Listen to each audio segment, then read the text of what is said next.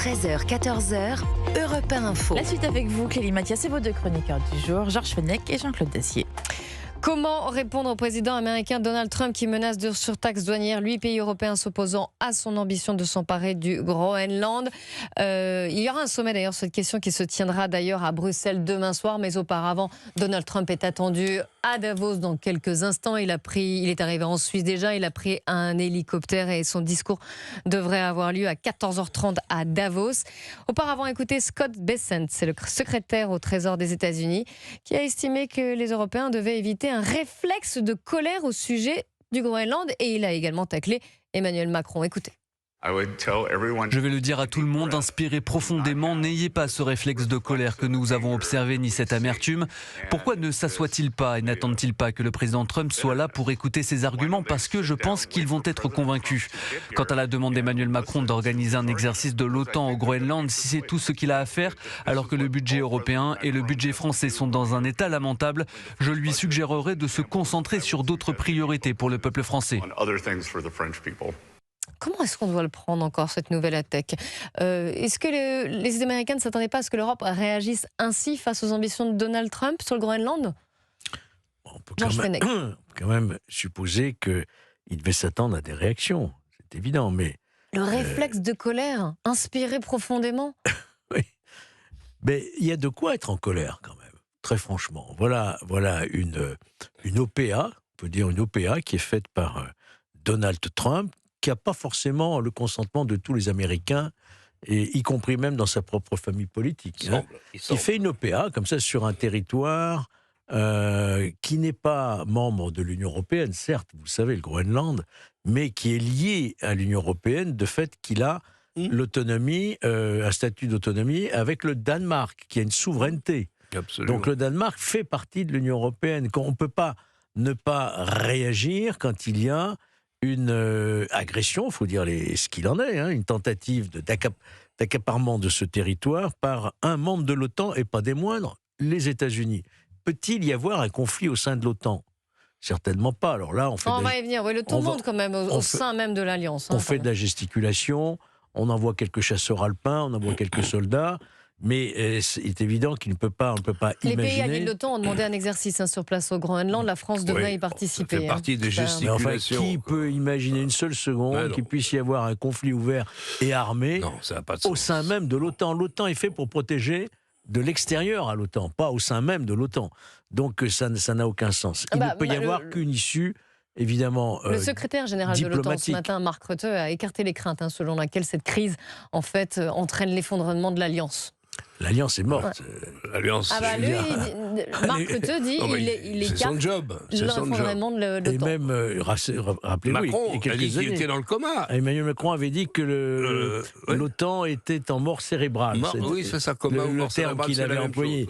Et voilà, et force est de constater... Donc pour vous, il n'y aura pas de conflit interne au sein de l'OTAN, mais l'OTAN n'existe pas. L'OTAN est mort. C'est une redistribution totale des alliances. L'OTAN est très affaibli dans la mesure où son leader et le pays qui donnait c'est ce qui nous est reproché d'ailleurs, qui donnait le plus d'argent à son fonctionnement, l'Amérique, le président américain a décidé qu'au fond, c'était peut-être pas aussi intéressant que ça en avait l'air, qu'il est très copain avec, semble-t-il, notre camarade Poutine, et que donc, il fallait revoir la manière dont tout ça fonctionnait. L'OTAN sort de cette crise très, très affaiblie. De la même façon, l'Europe. Alors, l'Europe, il faut attendre encore un peu. Je ne vais pas faire de pronostic sur la tonalité du discours et la manière dont il sera reçu dans l'après-midi, parce qu'avec Trump, on est toujours souvent surpris et à contre-courant. Donc on va laisser les choses, il va parler dans une heure, on va l'écouter avec attention, et on va voir surtout comment les Européens réagissent. Il me semble, enfin, vous avez vu, puisque vous parlez des Européens, que l'Europe a réagi. C'est déjà pas mal. Oui, mais justement, je vais vous laisser. Vous avez vu que Keir Starmer, le Premier ministre britannique, a dit justement qu'il ne céderait pas face aux pressions de Donald Trump sur le Groenland. Oui. Les réponses sont assez fermes. Il y a des relations spéciales entre la Grande-Bretagne et l'Angleterre en tout cas, et l'Amérique depuis des centaines d'années. Donc voilà, on va voir ce qui va se passer. La posture de Trump me paraît extravagante en ce qui concerne le Groenland. Bon, maintenant que l'Europe se saisisse de cette occasion, enfin, pour décider qu'il y a peut-être des choses à faire vraiment ensemble, c'est pas facile, hein, c'est pas gagné. Parce que vous avez des pays, notamment les pays baltes, mais pas seulement, la Hongrie, la Pologne, qui sont très proches des États-Unis et qui vont s'opposer à ce qu'on prenne trop de distance vis-à-vis des États-Unis. Il va falloir essayer de trouver néanmoins un point commun.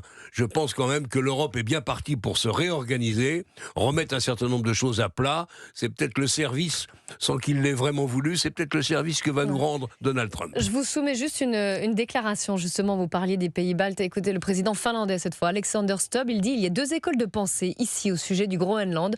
L'une consiste à désamorcer et l'autre à intensifier pour désamorcer. Et je pense qu'au bout du compte, nous trouvons une porte de sortie. Georges Fenech. C'est un langage très diplomatique. Hein. Oui, Intensifions, porte de sortie.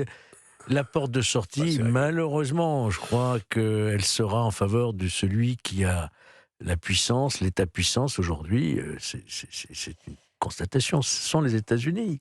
Les États-Unis, à partir du moment où ils ont décidé d'annexer le Groenland, je crains fort que nous n'ayons pas vraiment les moyens de nous opposer. Il va y avoir des tentatives au niveau des relations commerciales, j'imagine, avec des taxations qui vont arriver, parce que l'Europe a quand même les moyens de se défendre de ce point de vue-là aussi. Hein.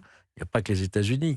Mais à un moment ou un autre, on va se retrouver devant le fait accompli. Le Groenland est un pays géré par le Danemark en réalité, mais totalement social-démocrate. Rien n'est payant au Groenland. Déjà que les Américains, s'ils d'aventure souhaitait se rendre propriétaire de ce territoire. Oui, mais entre ce qu'il annonce, il a déjà annoncé des choses sur l'Iran qu'il n'a pas tenu du tout, et ça a coûté des centaines et des centaines de morts là-bas. Donc je me méfie un peu de ce que dit Trump. Je dis simplement que ça peut aussi se terminer par un accord ou un contrat. On verra bien. Moi, je reprendrai la formule du général Pierre de Villiers. Tant qu'à faire entre les Russes, les Chinois et les Américains, je préfère que ce soit les Américains qui aient la main mise sur le Groenland. Moi aussi, mais enfin la main mise n'est pas indispensable. On verra ce que dit Donald Trump, ce sera à 14h30.